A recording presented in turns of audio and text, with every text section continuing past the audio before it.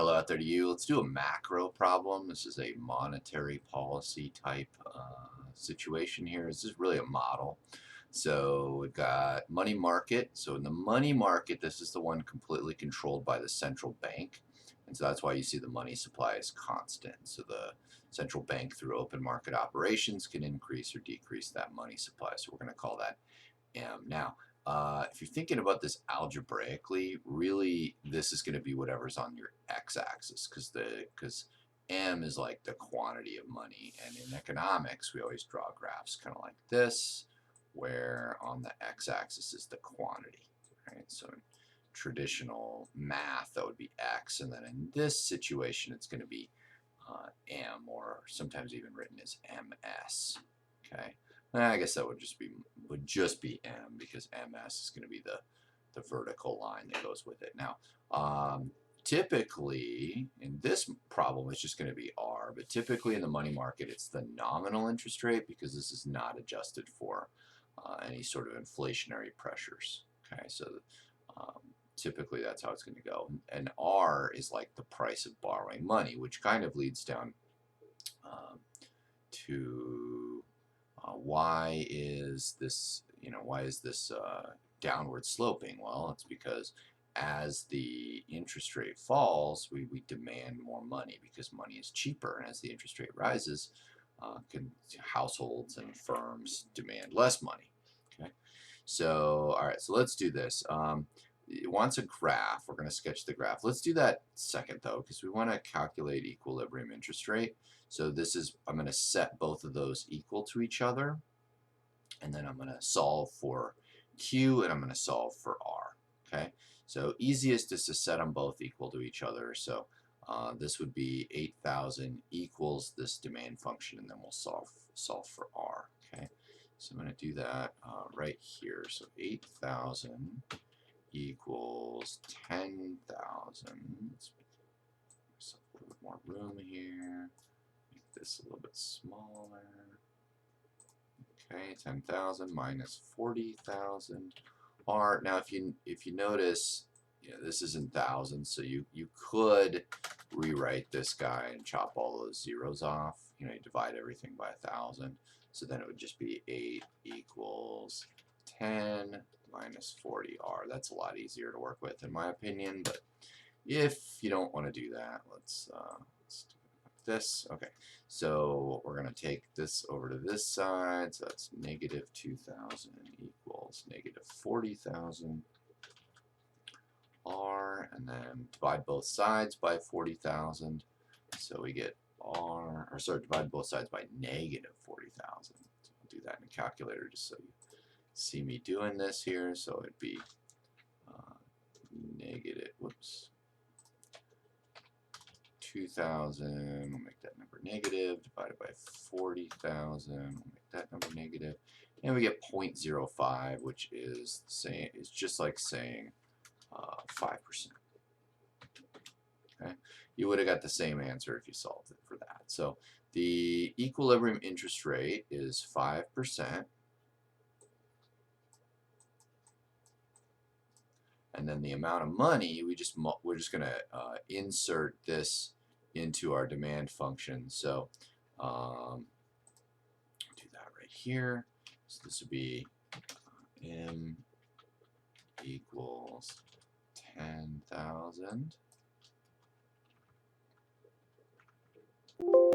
minus 40,000, and then multiply that by 0.05.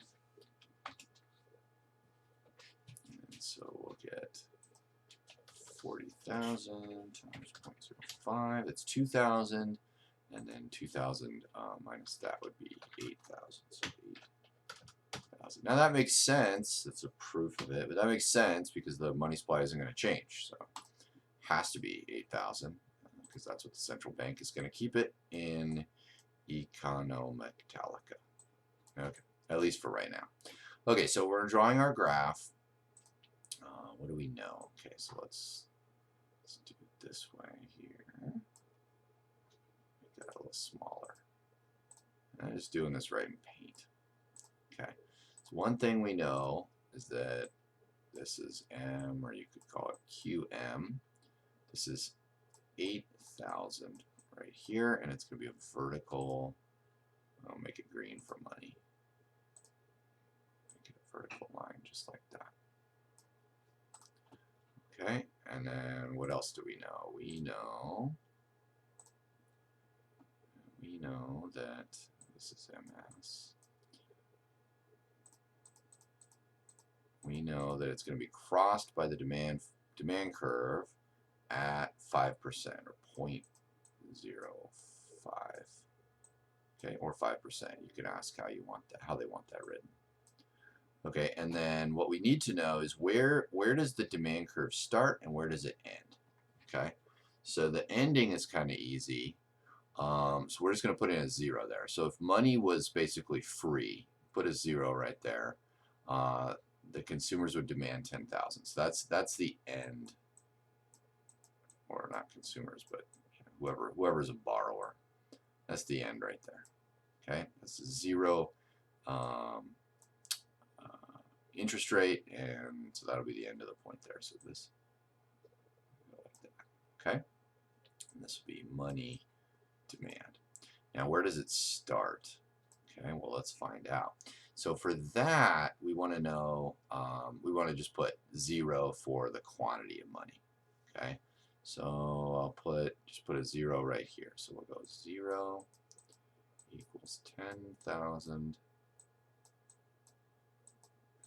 40,000 R. That was only 4,000. Jeez. I'm going to just take that over there. Start typing again. So we got 40,000 R equals 10,000. So R would be, divide both sides by 40. That would be 0.25, and so that's where it starts. Okay, 25%. So we can just draw this right here. It's linear, so we can grab it a little bit there. And so this is 0.25. So we got that by just plugging in 0 as the money supply. So just use zeros on either side, and you'll get either end of that. For your demand, and there we go.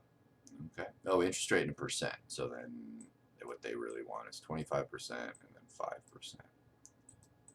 Okay. So we're up to there. An explanation for why interest and prices of bonds are negatively related. So the prices of bonds we're talking about are the old bonds. So when the interest rate in the economy is driven up, or the interest rate on the bonds, then those new bonds become more attractive. So the demand for the old bonds falls, and the price of those bonds will fall.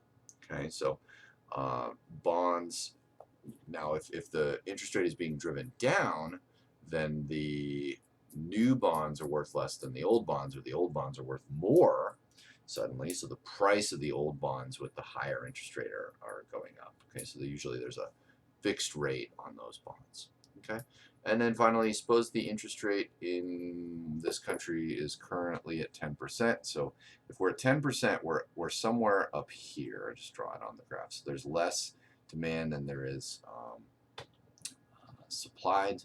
So we have a surplus. Okay, so what amount of excess supply? So let's figure that out. So we're just gonna plug in 10% in here and see what the money demand is. Okay, so that's how to do that part. So let's go with M equals 10,000 minus 40,000, but then we're going to multiply that by 0.1. That math's pretty easy because that turns into 4,000. So then money demanded is going to be 6,000. So borrowers will want to borrow 6,000, but they'll be 8,000 because that doesn't change. So there'll be excess demand of 2,000.